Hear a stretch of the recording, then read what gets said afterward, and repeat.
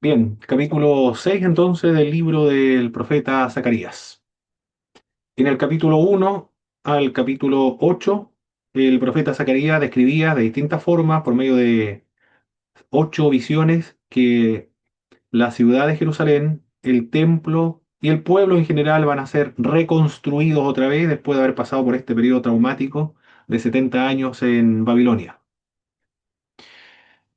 Ahora comienza el profeta en esta sección del capítulo 9 hasta el último capítulo, los oráculos proféticos, los mensajes de Dios al profeta para que lo transmita a las comunidades del pueblo hebreo.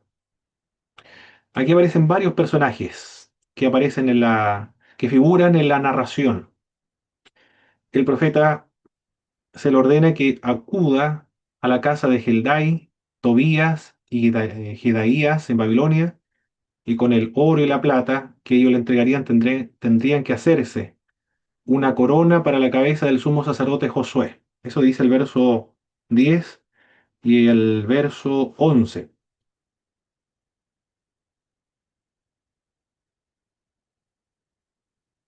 Aquí lo estoy viendo, capítulo, estamos en él. Entonces,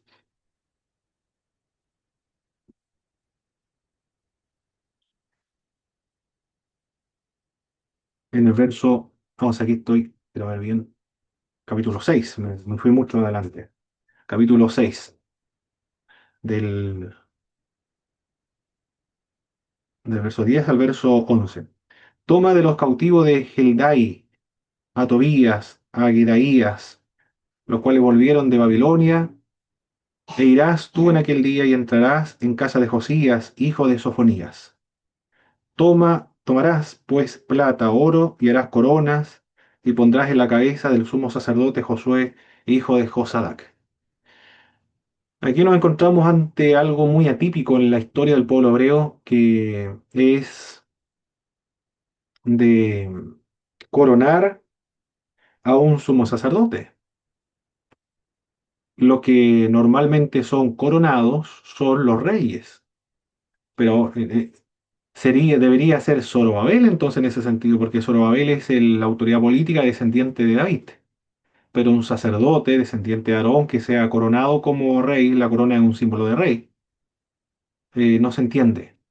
Por esa razón, algunos han dicho que originalmente o de manera o primitivamente se decía en ese pasaje bíblico Zorobabel y se sustituyó posteriormente por el nombre Josué, el sumo sacerdote, a causa de la promoción del sacerdocio en Jerusalén. Y de hecho la Biblia la Biblia de América traduce el texto, en vez de Josué, lo traduce como Zorobabel. Bueno, eso es lo que nos dice esta sección. Y harás coronas y las pondrá en la cabeza del sumo sacerdote Josué, hijo de Josadac. Y le hablarás diciendo así, ha hablado Jehová de los ejércitos, diciendo he aquí el varón cuyo nombre es el renuevo, el cual brotará de sus raíces, edificará el templo de Jehová. Él edificará el templo de Jehová, y él llevará la gloria, y se sentará y dominará en su trono, y habrá sacerdote a su lado, y consejo de paz habrá entre ambos. Las coronas servirán a Helem, a Tobías, Jedaías y a Hem, hijo de Sofonías, como memorias en el templo de Jehová. Y los que estén lejos vendrán y ayudarán a edificar el templo de Jehová. Y conoceréis que Jehová de los ejércitos me ha enviado a vosotros, y esto sucederá si oyereis obedientemente la voz de Jehová vuestro Dios. Continúa con la misma narración, la reconstrucción del templo de Jerusalén. ¿Cuál fue la pregunta de los líderes a los sacerdotes y a los profetas en el capítulo 7, ahora del verso 1 al verso 7? La fecha de esta pregunta corresponde a noviembre-diciembre del año 518. Recuerde que el 516 fue reconstruido el templo de Jerusalén, cuando la reconstrucción del templo había ya comenzado. En el capítulo 7, verso 3, en el quinto mes, equivale a junio y julio, se recordaba el aniversario de la destrucción del templo y de la ciudad de Jerusalén por los babilonios, en el quinto mes de junio o julio. Para nosotros haber un desastre nacional en una guerra podría ser el 21 de mayo, donde se celebra o se conmemora el combate naval de Iquique y la muerte de Arturo Prat y el hundimiento de ¿cómo se llama? Se llama el barco, se me olvidó el nombre del barco. La Esmeralda. La Esmeralda. El hundimiento de la Esmeralda. Bueno, eso sería algo fatídico, algo fatal, pero que en Chile se recuerda porque motivó a los chilenos a alistarse en el ejército. Bueno, algo más o menos similar, un desastre militar ocurrió en esta época y eso es lo que están conmemorando los judíos que se han ido a Babilonia. La destrucción del templo, eso es terrible. Están conmemorando cuando nuestro templo, nuestra ciudad fue destruida por los babilonios. Como ya se había comenzado la construcción del templo, el pueblo se pregunta, obviamente, de manera natural y espontánea, ¿debemos seguir observando esta conmemoración de la destrucción del templo cuando el templo ya se está reconstruyendo? Esa fue la pregunta.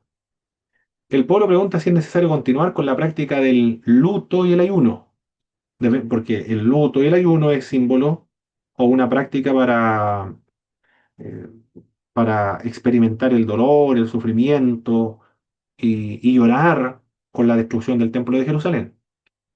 En el verso 5, meses de quinto y séptimo, se conmemoraba la muerte del gobernador de Judá, nombrado por Nabucodonosor. Gedalías se llamaba el gobernador.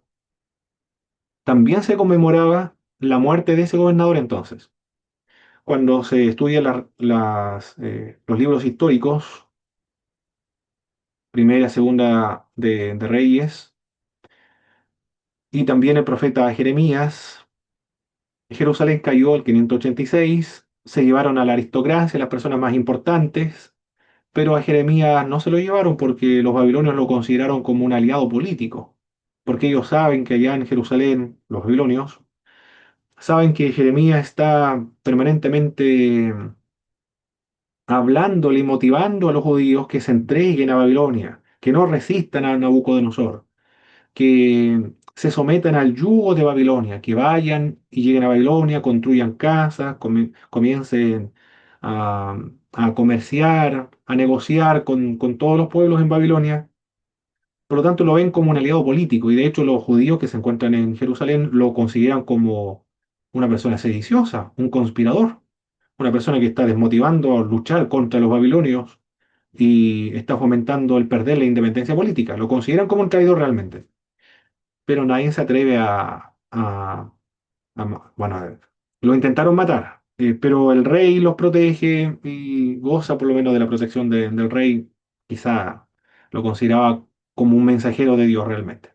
Por lo tanto, no se llevaron a Jeremías. Algunas personas que lograron huir de la invasión babilónica, ellos van a ser lo que van a matar al gobernador que Nabucodonosor va a dejar ahí, a Gedalías. Lo mataron y para evitar la, eh, la amenaza o la venganza de Nabucodonosor, la represalia de Nabucodonosor, huyen a Egipto y se llevaron a Jeremías. Yo no sé personalmente si llevaron a la fuerza a Jeremías o Jeremías se fue voluntariamente con ellos, eso no lo sé. Eh, la verdad que no sé, el texto bíblico no lo describe, pero Jeremías se fue con ellos, con estas personas idolátricas. Va a morir el profeta Jeremías porque va a recriminar, eso dice ya la tradición, la idolatría de los judíos allá en Egipto. Y Jeremías dice, aquí mismo donde ustedes levantaron esta estatua idolátrica, aquí mismo Nabucodonosor vendrá a buscar a aquellos que mataron al gobernador y bueno, va a tomar control de todo Egipto también. Y así ocurrió en la historia.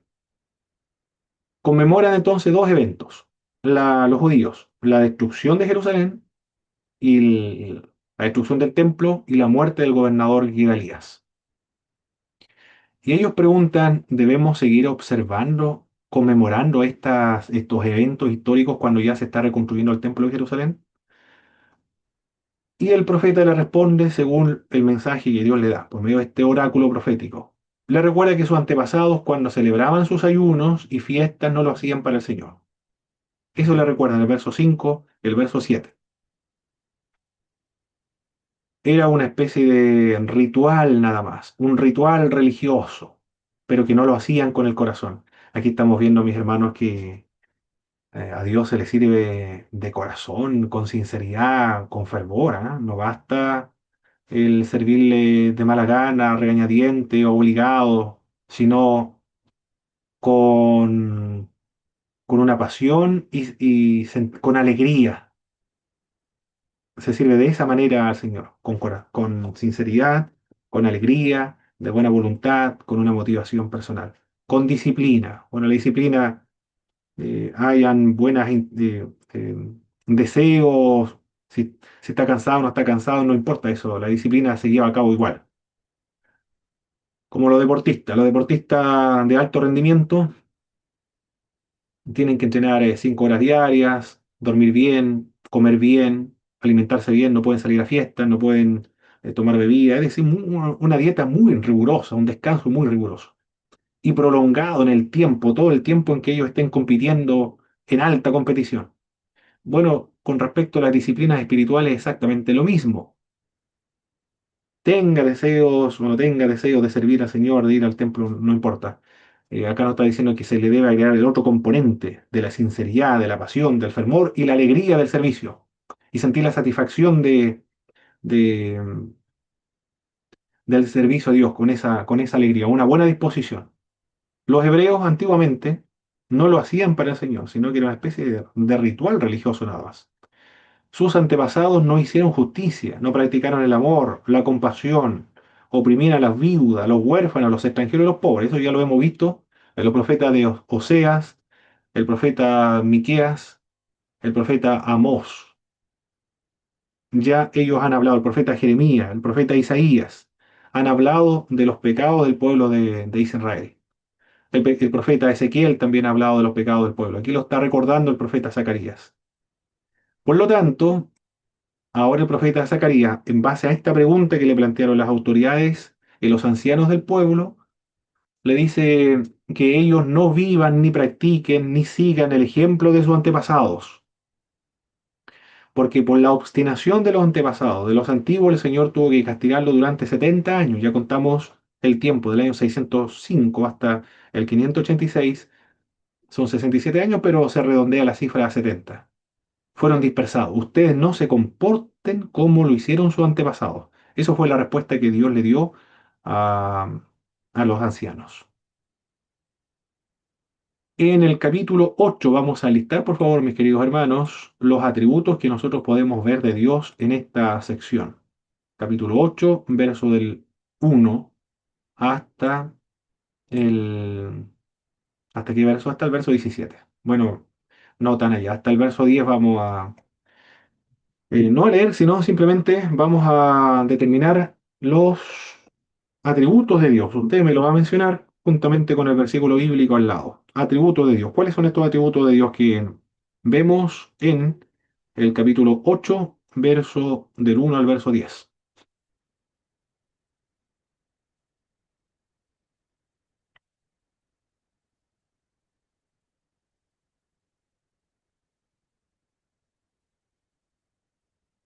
Aquí todos los hermanos tienen Po- que estar participando. Podría ser que primero es Jehová de los ejércitos. Es un nombre, Jehová de los ejércitos. El nombre, es el nombre de Dios, Jehová de los ejércitos. Los atributos tienen que ver con las características de Dios, Celoso. personales. Excelente, muy bien, celoso. ¿Qué versículo bíblico, hermano, le hacer? El número 2, mi hermano. Perfecto, Dios es celoso. Es una antropopatía, en el sentido de que se le atribuyen a Dios características sentimentales o pasionales del ser humano, se le atribuye a Dios, pero sabemos que este, este atributo no es similar a las características de los seres humanos cuando sentimos celos, bajo ningún punto de vista. Es un celo santo, infinito, sabio, poderoso, divino, podríamos decir.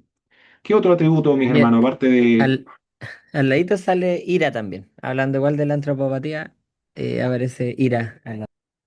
Excelente. Dios es celoso, también ira, se ira, esos son los atributos de Dios, la ira de Dios. ¿Qué otro atributo nos presenta el pasaje bíblico? Bueno, Pablo, Salvador. Adelante, hermano Cristian, después hermano Carlos. el yo restauración se puede tomar como el Dios omnipotente, quizás, Perfecto. y el moraré en medio de Jerusalén como su omnipresencia.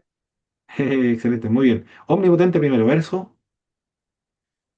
Eh, el 3 Verso y en 3. el ¿Por qué mismo, omnipotente, hermano Cristian? por la restauración del pueblo, lo veo yo. Muy bien. Claro, que tiene que tener todo poder para restaurar a su pueblo porque fueron llevados a Babilonia. ¿Quién iba a sospechar o a suponer que van a regresar después de 70 años? Bueno, ya lo había dicho ya. Omnipotente, perfecto. ¿Y el otro atributo, hermano Cristian? ¿Ya lo había La mencionado ya? omnisciencia, sí, omnisciencia, Omnisciencia. Omnisciencia. ¿Qué verso? el mismo 3 ¿En qué sentido es omnisciente? porque tiene la cualidad de poder estar presente en diferentes lugares a la vez, va a habitar de manera especial en medio de su pueblo, en medio de Jerusalén. Ah, muy bien. Entonces es la omnipresencia. Ah, disculpe, omnipresencia, sí, eso. Muy bien, omnipresencia, perfecto, muy bien. Hermano Carlos, adelante. Salvador. El Salvador. Es un atributo, Versículo. ese es de Dios. Es un atributo. Creo que no, es un atributo, características personales de Dios. Celoso, ira, omnipotente, omnipresencia. Eh, Misericordioso entonces sería. muy bien, misericordioso. Misericordioso. ¿Qué verso, hermano Carlos? Versículo 7. Versículo 7. Muy bien. Dios es misericordioso. ¿Por qué Mi hermano, misericordioso? Salva a su pueblo Porque de la... salva a su pueblo. Sí. Muy bien, excelente. Adelante, Manuel Ezara. verdadero y santo en el versículo 3. Verdadero. Verso 3, ¿cierto? Sí, y santo también. Y santo, verso 3 también. Perfecto. Excelente. Yo creo que faltan algunos otros atributos de Dios que podemos extraer en este. Dos atributos más, por favor, mis queridos hermanos. Hermano, la provincia. ¿Sí, hermano Cristian?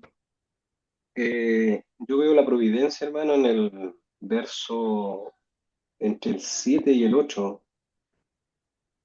en el sentido de que Dios cumple el propósito con su pueblo que tenía establecido por medio de las naciones. El 7 y 8 dijo, ¿cierto? ¿Sí? 7 y 8. Perfecto, muy bien. Providencia o también lo podemos considerar ese atributo como la soberanía de Dios. La providencia o la soberanía de Dios es soberano. Perfecto. Porque encamina todos los acontecimientos históricos para que se lleven a cabo su buenos propósitos. Eso es la providencia. Adelante, hermano Eleazar. En el 10 también está más ejemplificado lo de soberano. Perfecto. Soberanía. Soberanía. ¿Qué dice el verso 10? Dice que, y yo dejé a todos los hombres cada cual contra su compañero. Yo dejé a todos los hombres, cada cual contra su... A ver, ese es el 8:10. Porque antes de estos días no había paga de hombre, ni paga de bestia, ni hubo paz en el que salía, ni para el que entraba, a causa del enemigo. Y no dejé a todos los hombres cada cual contra su compañero. Y yo dejé a todos los hombres cada cual contra su compañero. Ah, muy bien, ya, perfecto, ya. Es soberanía, muy bien. Dios el que interviene ahí en medio de los seres humanos. En Dios despertó el espíritu de Ciro para permitirle que el pueblo hebreo vuelva otra vez a su tierra. Claro que es soberano. Muy bien. Falta otro atributo todavía. Creo que no lo han identificado todavía. El Dios como guerrero entonces.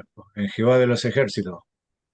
Sería Mm, como guerrero, como como rey soberano o Eso es comandante. bien. El, de los ejércitos no necesariamente se debe entender ejércitos militares. El contexto ya indica a qué podría aludir. Se utiliza en tres contextos el vocablo Jehová de los ejércitos. En el contexto de los ejércitos terrenales del pueblo de Israel, también en el sentido de las huestes celestiales, es decir, ángeles, y en el sentido de los astros, Jehová de los ejércitos en el sentido de las estrellas. Yo no sé en qué sentido lo está utilizando acá. ¿Qué verso era, hermano Carlos? En los primeros versículos, el uno y el, o sea, sí, el uno y el 2. Ah, ok. Vino mi palabra de Jehová de los Ahora, ejércitos. como habla de tantos ejércitos de distintos, puede ser de provisión también. Tiene que ver con que él provee en todo. Bueno, los ejércitos se utiliza para las estrellas, que yo tengo entendido hasta ahora, para los ángeles y para eh, también para los ejércitos terrenales. Estoy leyendo la Dios habla hoy, capítulo 8, verso 1. El Señor Todopoderoso me dio este mensaje. Esto es lo que yo, el Señor Todopoderoso, digo, siento por Sion grandes celos, celos furiosos. Juan Pablo. Ah, es que también la Dios habla hoy, se alteran estos versículos bíblicos, ¿ves? Anteriormente está Jehová Dios de los ejércitos. Eh, a ver, vino mi palabra de Jehová. Y acá está, en el capítulo 7 verso 8 está el capítulo 8 acá en la Dios habla hoy. El Señor dirigió al profeta Zacarías y le dijo, esto es lo que yo ordeno, sean ustedes rectos en sus juicios y bondadosos y compasivos unos con otros. No, tampoco es ese. Ah, no lo encuentro. Increíble que no encuentre el verso bíblico acá. La nueva traducción viviente enfatiza en el Señor de los ejércitos celestiales. Más claro es ahí, eso es lo que anda buscando. Ejércitos celestiales. Sí, Bueno, dice entonces, el Señor de los ejércitos celestiales me dio otro mensaje. Versículo 2, el Señor de los ejércitos celestiales dice, mi amor por el monte Sión es intenso y ferviente, me consume la pasión por Jerusalén. celestiales, aquí estará aludiendo a los ángeles o a los astros.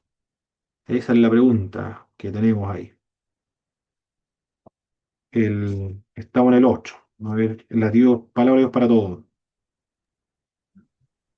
Em, Versículo 3 también dice el Señor de los ejércitos. El y monte de del hecho acá nos Señor dice, de los ejércitos mm, celestiales, perdón. correcto, acá dice el Señor nada más, pero no de los ejércitos, sin especificar. Bueno, ahí estamos viendo, puede aludir a los ángeles o a los astros, ahí no estoy seguro. Pero de acuerdo al contexto se puede entender en qué sentido se utiliza ese término Jehová, Dios de los ejércitos, en ese texto específico. Bien. Juan Pablo. Hermano Cristian, adelante. Por lo menos la Reina Valera contemporánea en el 8.2 habla del gran amor por Sión. ¿Se puede ver ahí el atributo del amor?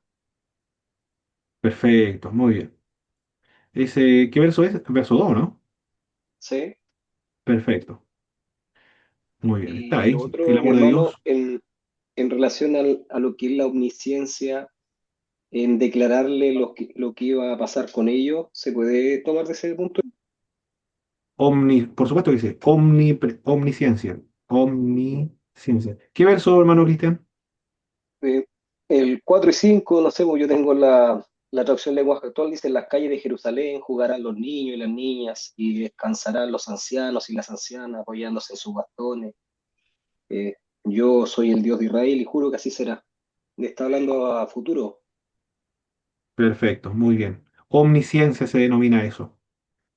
Perfecto. Omnisciencia o específicamente, más concretamente, la presencia de Dios. Conocimiento previo que Dios tiene de todas las cosas, pero es lo mismo. Hermano Carlos. Sí, mi hermano Pablo. Ah, no, no, no, se me quedó el micrófono encendido. Ah, ok. Ah, perfecto, perfecto. Bastante atributos vimos de Dios, en ese pasaje bíblico. A esto se le llama los estudios teológicos, la teología propia, es decir, buscar los atributos y qué dice el texto bíblico acerca de Dios, bastante.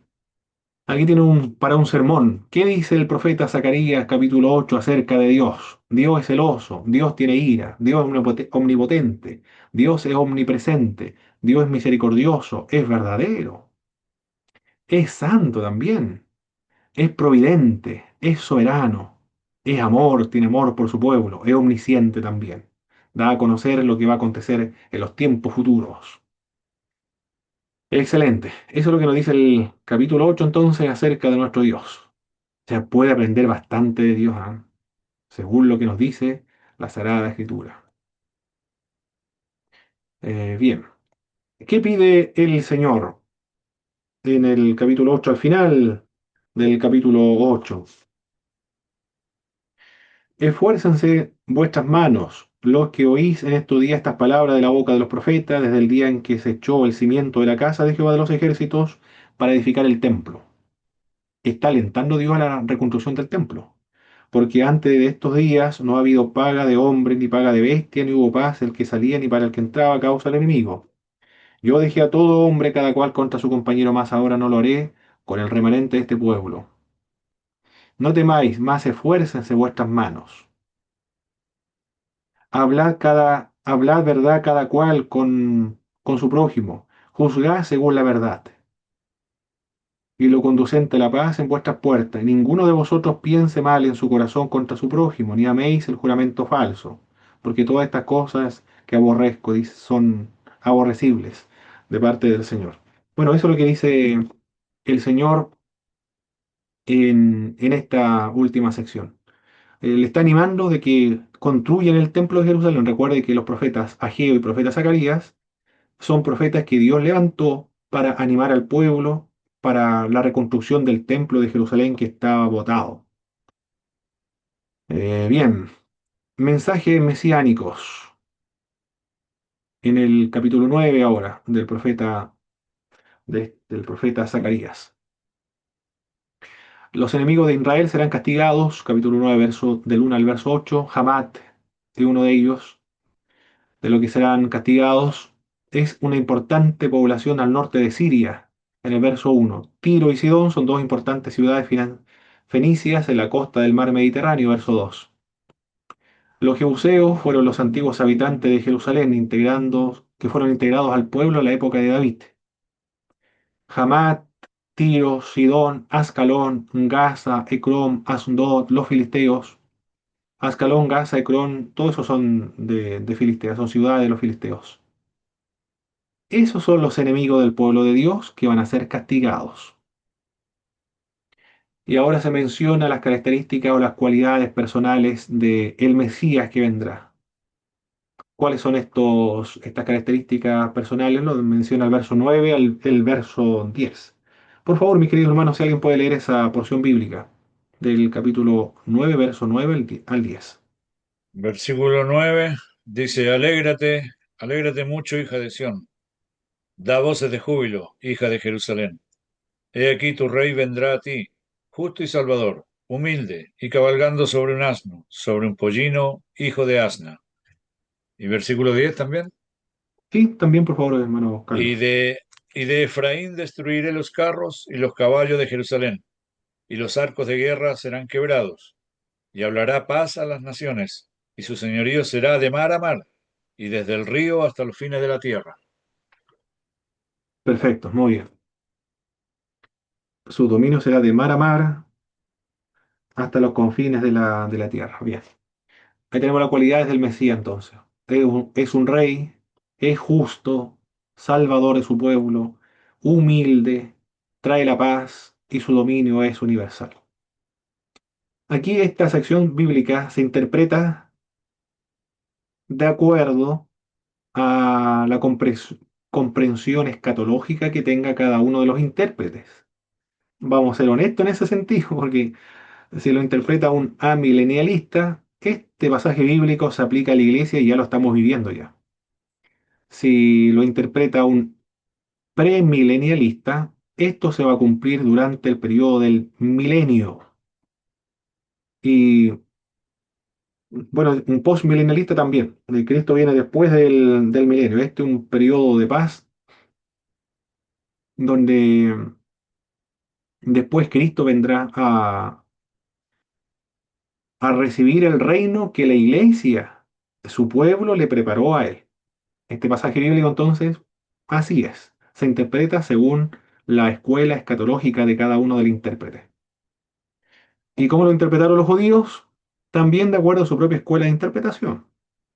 El Mesías será un hombre común y corriente, nacido de, como todos los hombres, pero que va a liberar al pueblo de la opresión de alguna potencia extranjera. En este caso serían los medos persas, aunque están felices viviendo con los medos persas.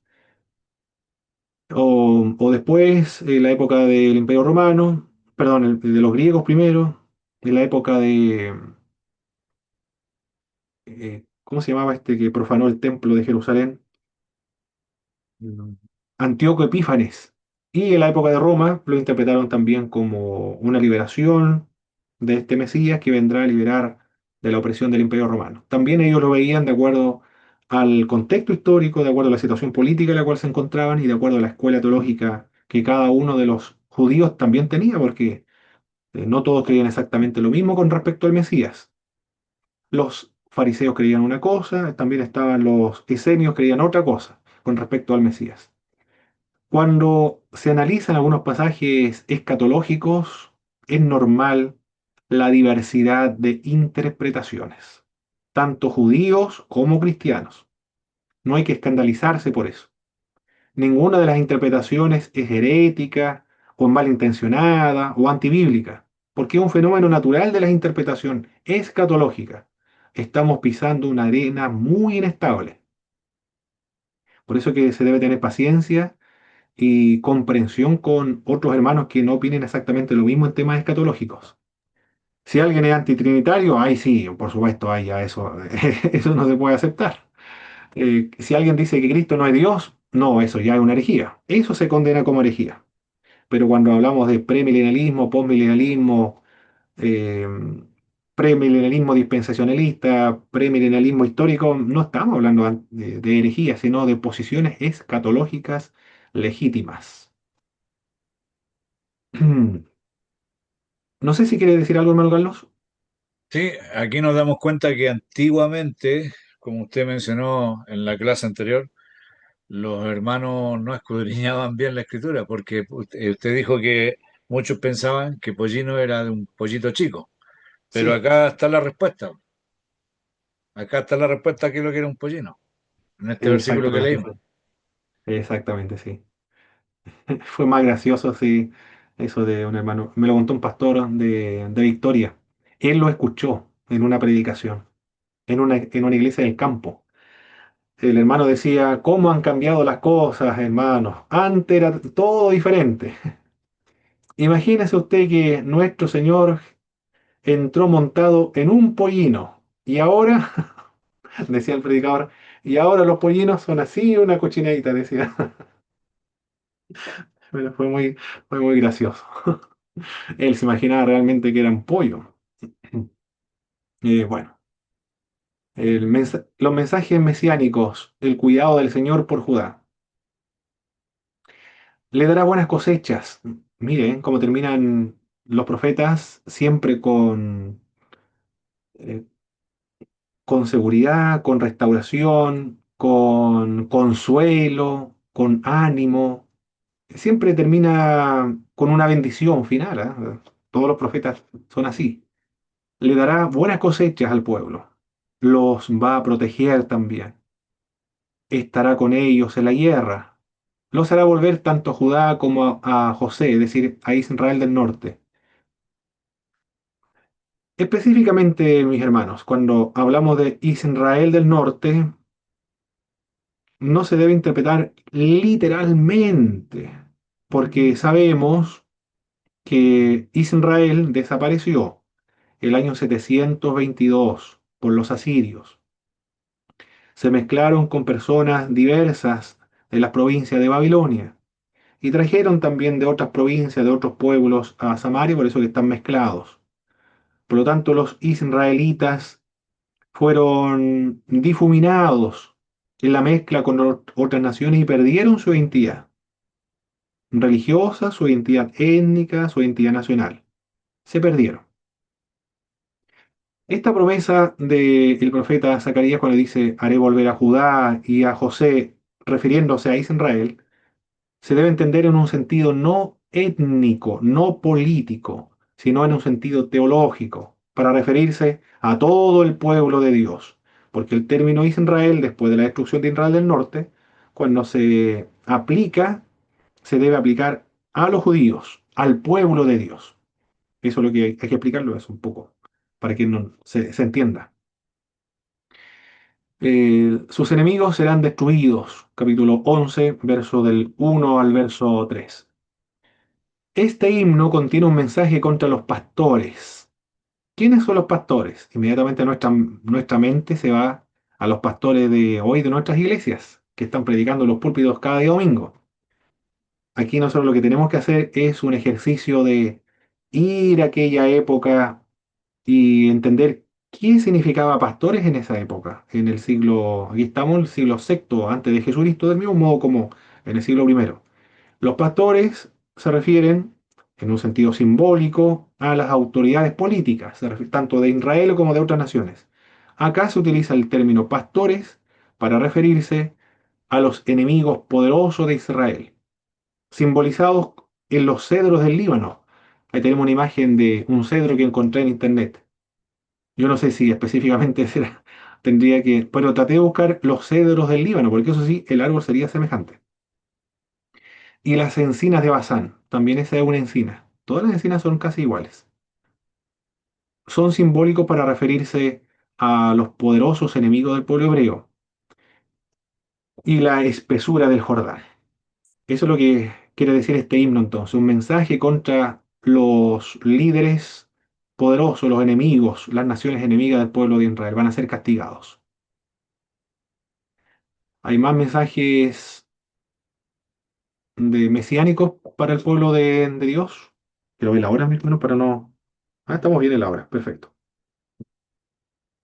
Capítulo 11 todavía. Verso del 4 al verso 17. Es una alegoría. La alegoría es diferente a una parábola. Creo que en delante abrí un correo, creo que el hermano Cristian me hacía una pregunta de las parábolas, de las diez vírgenes. Eh, es muy distinto, mis hermanos, la alegoría. Cuando hablamos de alegoría, esta tiene mucho significado y cada uno de los detalles tiene distintos significados. Por lo tanto, aquí estamos frente a una alegoría. Es una alegoría de difícil comprensión, principalmente porque no se sabe dónde ubicarle a la situación histórica concreta. Entra en escena el pueblo, que es el rebaño, esa es la imagen que se utiliza, el rebaño, que se refiere al pueblo de Dios. Los jefes de este rebaño puede referirse a los jueces, a los reyes, a los sacerdotes, a los profetas. Están descritos todos ellos como pastores necios y egoístas, y acusados de vivir de las ovejas cuando deberían vivir para las ovejas. Los pastores entonces podrían incluir a todos las autoridades tanto políticas como religiosas, pero que son malos pastores, que no han cumplido su responsabilidad para con el rebaño, es decir, a favor de todo el pueblo hebreo. Un pastor bueno que no tiene éxito, finalmente un pastor torpe con el que Dios castiga a su pueblo. La alegoría concluirá en Zacarías capítulo 13, verso del 7 al 9, con una profecía mesiánica. Vendrá un verdadero pastor. Bueno, eso con respecto a las ovejas y sus pastores. Los pastores son las autoridades políticas y religiosas que han oprimido y no han cumplido con su rol para con el pueblo de Israel. Eso ya lo sabemos con lo que han dicho los profetas anteriores. Oseas, Miqueas, Amós, entre otros. En el capítulo 12, verso del 1 al 8, se habla del poderío de Israel sobre las otras naciones. En esta sección se introduce una serie de oráculos, mensajes, que son muy favorables a Jerusalén. Jerusalén será definitivamente liberada. Se describe a Jerusalén como una copa embriagadora, verso 2, y una piedra que hiere. Es el Señor el que triunfa a favor de Israel. El Señor mismo espantará a los caballos, asustará a los jinetes, cegará a los caballos de los paganos. Todos reconocerán que Jerusalén ha cobrado fuerza gracias al Señor.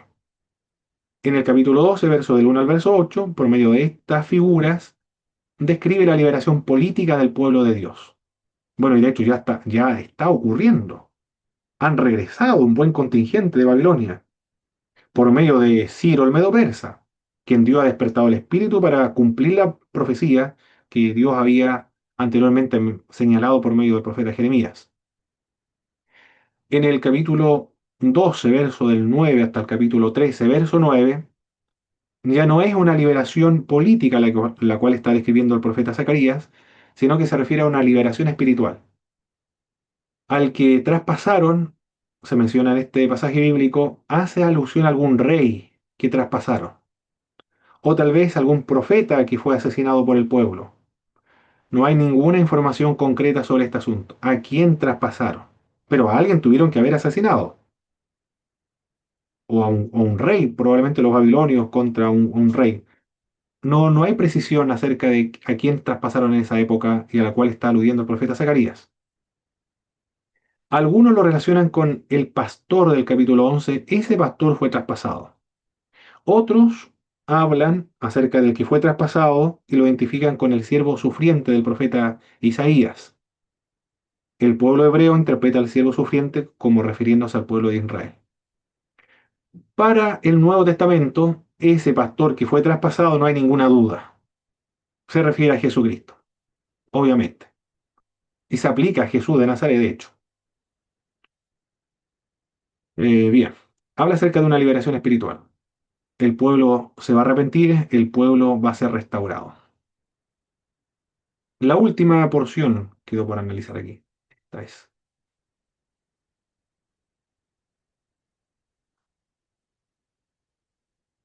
La batalla final, capítulo 14, verso del 1 al verso 21. El profeta narra la destrucción de Jerusalén. Pero después del dolor vendrá un cambio radical en todos los sentidos. En el tiempo, en el espacio, el tiempo ya no será más cambiante, será un eterno día de luz y felicidad. Qué hermoso la imagen que emplea el profeta Zacarías. Bueno, Dios el que le está revelando esto por medio de una visión. Un eterno día de luz. Qué lindo eso, hermano. ¿Eh? Cuando llega primavera, cuando llega el verano, a mí me encanta. Bueno, el sol de hecho ejerce algunos, eh, creo que despierta la melatonina, creo que es algún elemento nuestro, no sé cómo se llama, hormona de la felicidad, bueno, debe ser eso. Pero la promesa de será un eterno día de luz y felicidad, qué lindo, lo que encontramos en el profeta Zacarías. Cambia también el espacio, caracterizado por el desierto, se convertirá en llanura fértil. Para nosotros lo que vivimos acá en el sur, no tenemos mucho sentido esto de una tierra fértil, porque aquí en Puerto Montt, en Osorno, en Valdivia, en Los Muermos, hermanos, Los Muermos realmente es extraordinario. Los pastores que viven allá, los hermanos que viven en Los Muermos, es un campo, pero es tan fértil ese territorio, hermanos, que los hermanos de la iglesia nuestra construyeron un templo elegante, de lujo. Parece un hotel de 5 estrellas, parece un hospital. Realmente tiene mucho recurso económico por la fertilidad de la tierra. Se dedican al ganado y también a la agricultura. Le va muy bien a los hermanos. Por lo tanto, esto de vivir en el desierto y después una tierra fértil, para los que vivimos acá, no es tan novedad esto, pero los que viven en el desierto, los que escasea el agua, le cuesta cosechar, sí, lo entienden muy bien. El- Gracias a la fuente de agua que riegan tanto el oriente como el occidente, la tierra va a ser fértil ahora para la vivencia, la convivencia, la estadía del pueblo hebreo. Como el Señor mora en la ciudad, ésta tendrá paz y también tendrá tranquilidad. Antes que ocurra esta idílica escena, Dios castigará a todas las naciones que han maltratado a Jerusalén. ¿Cuáles son esas naciones? Ya lo habían dicho los profetas anteriores. Los edomitas, los moabitas, ¿quién más? Moabitas, edonitas, edomitas, me olvidé el otro. Madianita. Los madianitas también, los filisteos, los asirios ya fueron castigados ya, los babilonios también. Eh, bueno, todas las naciones que fueron enemigos históricos del pueblo hebreo van a ser destruidos o castigados, pero no serán aniquiladas. Quedará un remanente que entrará a la comunión del pueblo de Dios, de todas las otras naciones. Bueno, así termina, así concluye estas profecías del profeta Zacarías. A grandes rasgos, el profeta Zacarías, aparte de indicar y animar al pueblo a reconstruir el templo de Jerusalén, dice que Jerusalén va a ser restaurada como nación otra vez. Bueno, de hecho ya se está concretando ya. Muy bien, mis queridos hermanos. De eso trata entonces este hermoso libro del profeta Zacarías, con todas sus visiones, algunas cosas complejas de interpretar, pero que en su contexto general se logra entender muy bien. Y el mensaje también. Restauración y ánimo para la edificación del templo de Jerusalén. Algunas lecciones espirituales, aplicaciones prácticas, mis hermanos, de este pasaje bíblico, de este libro de Zacarías, por favor, para estar finalizando. Mi hermano, ¿le puedo hacer una pregunta antes? Por supuesto que sí, hermano. No, no puedo responder todas las Eh, preguntas porque no sé todo, pero pues, si sabemos algo, podemos responder. por ejemplo, se ponía, posicionaba a Zorobabel como una persona importante en la historia de la reconstrucción. Ahora, o quizás sea como más una respuesta personal suya, ¿qué piensa usted de acuerdo a la relación política con la iglesia? Porque en mi caso yo igual soy súper reacio a ese tema. Como que para mí no, yo creo que en algún momento pensaba que el cristiano no debía quizá inmiscuirse tanto en política, obviamente en un pensamiento inmaduro anteriormente. Pero para usted, ¿cómo ve esa relación de política eh, hoy en día en este tiempo? Muy bien. Hermano Eleazar, si usted ingresa a la página del Instituto Bíblico Pentecostal del Sur, no hay que decir nuestro Instituto Bíblico, la sección Servicio al Estudiante, hay varios documentos para descargar. A ver, hagamos la prueba. Aquí está. A ver, aquí voy a buscar. IBP Sur. Aquí lo vamos a buscar. IBP Sur. ¿Mm? ¿Me dirijo a otra parte? No, tiene que ser IBP Sur esto. Otra vez.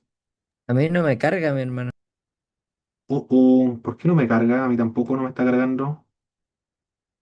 Debe haber algún problema. Voy a consultar con la persona que se encarga de esto.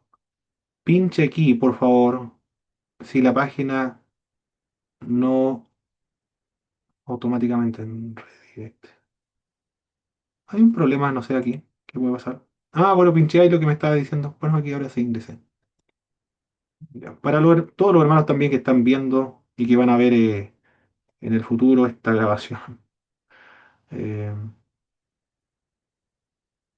¿Cómo ver? Parte una pantalla, PowerPoint, documentos, pantallas completas. Ya, compartir pantalla. Aquí está. Creo que ustedes están viendo. No, no están viendo la página completa. Yo no sé cómo hacer esto para que lo vean completa. Quería hacerlo pero no puedo, no sé por qué. Aparece con el 14 de enero del 2019. Sí, no importa. Ah, Ahora sí, están viendo la pantalla completa, ¿verdad? Están viendo lo mismo que yo. Se van entonces, mis hermanos, acá, servicio al estudiante.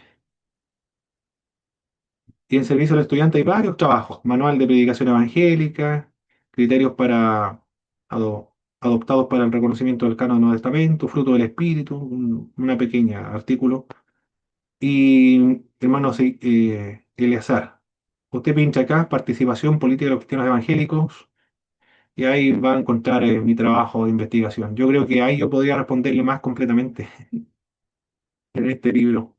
Yo le recomendaría que lo leyera completo, sin embargo. Pero ahí está la respuesta que me planteó mi hermano Eleazar. Muchas gracias, mi hermano. Perfecto, hermano Eleazar. Muy bien, vamos a concluir entonces con una oración a nuestro Señor. Mi hermano Roberto, por favor, nos dirigen una oración para concluir la clase. Amén.